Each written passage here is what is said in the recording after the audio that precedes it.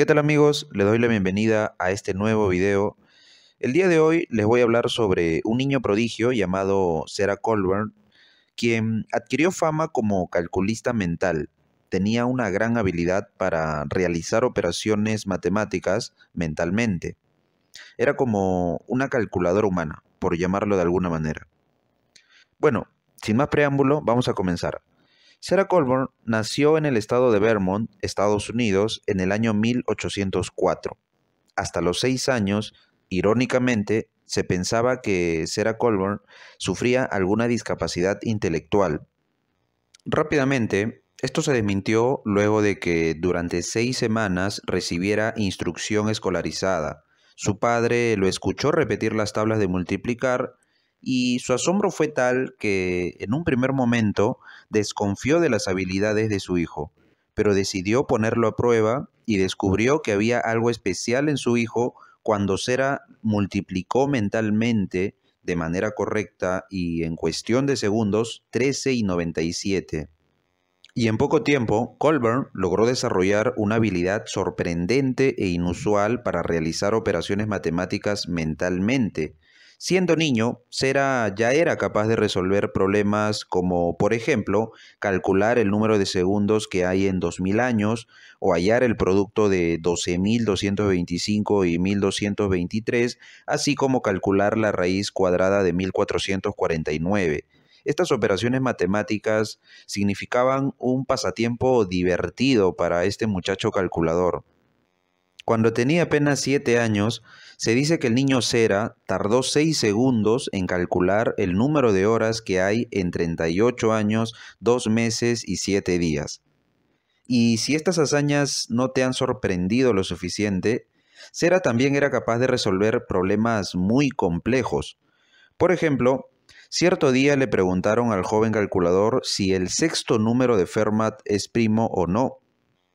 Aquí haré un breve paréntesis para entender el contexto y esta cuestión de los números de Fermat. Este famoso jurista y aficionado a las matemáticas, Pierre de Fermat, si quieren saber más sobre este tema, los invito a ver el video donde hablo sobre la vida y obra de este man llamado Pierre de Fermat. El punto es que Fermat planteó que todos los números de la forma 2 elevado a la 2 a la n y todo esto más 1 son primos, siempre que n sea reemplazado por un número natural. Es decir, si n es reemplazado por 0 o por 1, por 2, por 3, etcétera, etcétera, esto da como resultado un número primo. Y como pueden ver, efectivamente, si n es reemplazado, por ejemplo, por 0, el resultado es un número primo. Igualmente, si es reemplazado por 1, el resultado también es un número primo. Y lo mismo con n igual a 3 y 4. El problema es cuando n es reemplazado por 5. El resultado sería 4.294.967.297. Y le preguntaron a Cera si este número es primo o no. Y Cera calculó en su cabeza que no lo era, ya que 4.294.967.297 es divisible por 641. Y como ustedes sabrán, un número primo es todo aquel número positivo que solo tiene dos divisores, el mismo y el 1. Claro, y esto se puede comprobar hoy en día muy fácilmente con una calculadora. El padre de Sarah Colburn aprovechó el talento de su hijo y lo llevó por todo el país y también al extranjero, demostrando las habilidades excepcionales de su hijo. Se dice que en el invierno de 1810, cuando se encontraban en el estado de New Hampshire, en Estados Unidos, el entonces presidente de la Universidad Dartmouth College le ofreció hacerse cargo de todos los gastos que implicaba su educación y cuidado, pero el padre de Sarah rechazó la oferta. Luego se trasladaron a la ciudad de Boston y en esta ciudad la habilidad del muchacho calculador llamó mucho la atención, tanto así que fue visitado por profesores de la prestigiosa Universidad de Harvard y quedaron enormemente deslumbrados ante las actuaciones de Cera. Los periódicos de la época, igualmente sorprendidos y maravillados, le dedicaron un gran número de publicaciones a sus habilidades de cálculo. Todo esto ocurría cuando Sera era un niño de 7 años. Continuó viajando con su padre, salieron de Boston y los siguientes lugares por visitar fueron el centro del país y algunos estados del sur.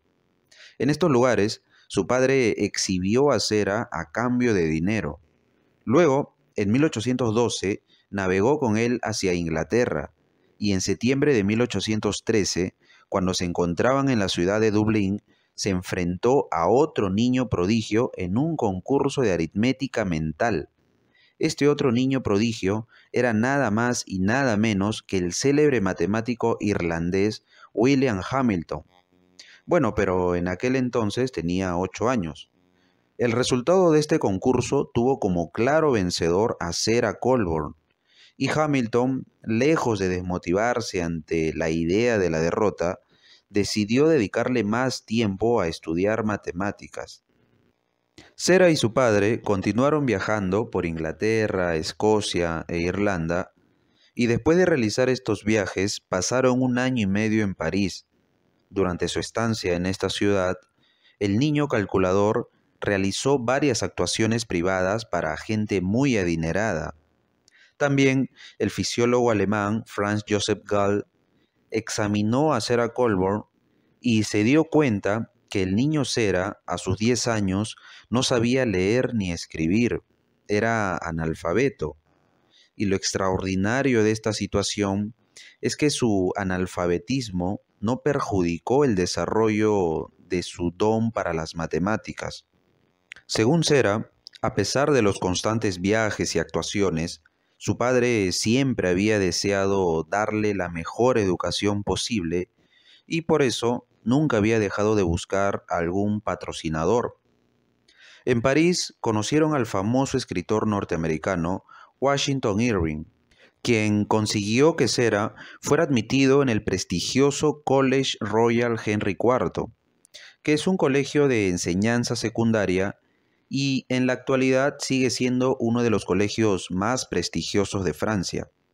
Sarah recibió allí una educación escolarizada durante 8 meses hasta que su padre decidió sacarlo y regresaron a Inglaterra sumidos en una profunda pobreza. En Inglaterra, el conde de Bristol, al notar el talento de Sarah, se interesó en potenciar la habilidad del niño y lo colocó en la Westminster School, una de las escuelas más importantes del Reino Unido, donde estudió hasta 1819, cuando tenía 15 años. Tuvo que retirarse de esta institución debido a ciertas diferencias que su padre tenía con el conde. Luego, su padre le propuso a Sarah que estudiase para que fuera actor, pero a pesar de recibir instrucción teatral por unos meses, su primera aparición en un teatro dejó mucho que desear. Tanto su instructor como él mismo quedaron insatisfechos con su primera presentación. Así que rápidamente abandonó esta idea de convertirse en actor y aceptó el puesto como profesor asistente en un colegio. Poco tiempo después, fue capaz de organizar un colegio propio. A los 20 años, tuvo que afrontar la muerte de su padre. Entonces regresó a Estados Unidos. A pesar de que su educación fue irregular, a pesar de que en repetidas ocasiones su educación haya sido interrumpida, el joven Sarah mostró que también tenía un gran talento para los idiomas. En Nueva York trabajó como profesor asistente de una academia, pero no estaba satisfecho con su situación, así que al poco tiempo se mudó al estado de Vermont, donde enseñó francés. Y al mismo tiempo estaba estudiando en la Universidad de Vermont. En 1825 se convirtió a la fe metodista, una rama del cristianismo, y durante 9 años se dedicó a predicar su fe. En 1833, a la edad de 29 años, publicó su autobiografía, y desde entonces, por una extraña razón, parece que comenzó a perder sus habilidades como calculista mental cuando alcanzó la edad adulta. En 1835 se instaló en el estado de Vermont y al poco tiempo fue nombrado profesor de idiomas de la Universidad Dartmouth College del estado de New Hampshire. Finalmente, Sarah Colborne falleció de tuberculosis a la corta edad de 34 años. Si bien es cierto, Sarah Colburn no realizó un aporte trascendental a las ciencias matemáticas. Sin embargo, su historia nos invita a la reflexión. ¿Cuál es la causa de que su habilidad mental se haya desvanecido con el pasar de los años? Quizá el estudio de otras disciplinas hayan distraído su mente. Quizá hayan perjudicado el desarrollo de sus habilidades como calculista mental. Recordemos que Sarah Colburn a los 10 años era analfabeto y poseía un gran talento para el cálculo mental. Posteriormente, cuando empezó a estudiar otras disciplinas, por ejemplo, idiomas, ese gran talento se fue desvaneciendo. Por supuesto que aún sabía realizar operaciones matemáticas, pero le costaba un poco más de tiempo. Los psicólogos de finales del siglo XIX, por ejemplo el norteamericano Frank Mitchell, sostiene lo siguiente: tantos hombres ignorantes han sobresalido como calculadores porque la ignorancia, al impedir la intrusión de otros intereses, deja al calculador libre para desarrollar su único don. Esto quiere decir, en otras palabras, que una educación amplia puede llegar a obstaculizar el desarrollo del talento específico en los calculadores prodigios. Por ejemplo, por mencionar a algún genio matemático, Gauss fue un calculador prodigio en su infancia y también recibió una formación universitaria, lo cual evitó la explotación comercial de su talento. Y quizá esta haya sido la diferencia con Sarah Colburn, ya que su talento por lo general se exhibía con el objetivo de entretener a algunas personas a cambio de dinero. Y esto implicaba que no se tomara en cuenta sus intereses personales.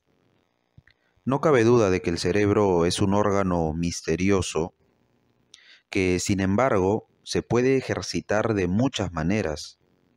Y tenemos la seguridad de que las matemáticas son un elemento que puede contribuir enormemente a su fortalecimiento. Bueno amigos, esta ha sido la historia del muchacho calculador americano Sarah Colburn. Espero que les haya gustado el video y nos reencontramos en una próxima oportunidad. Nos vemos.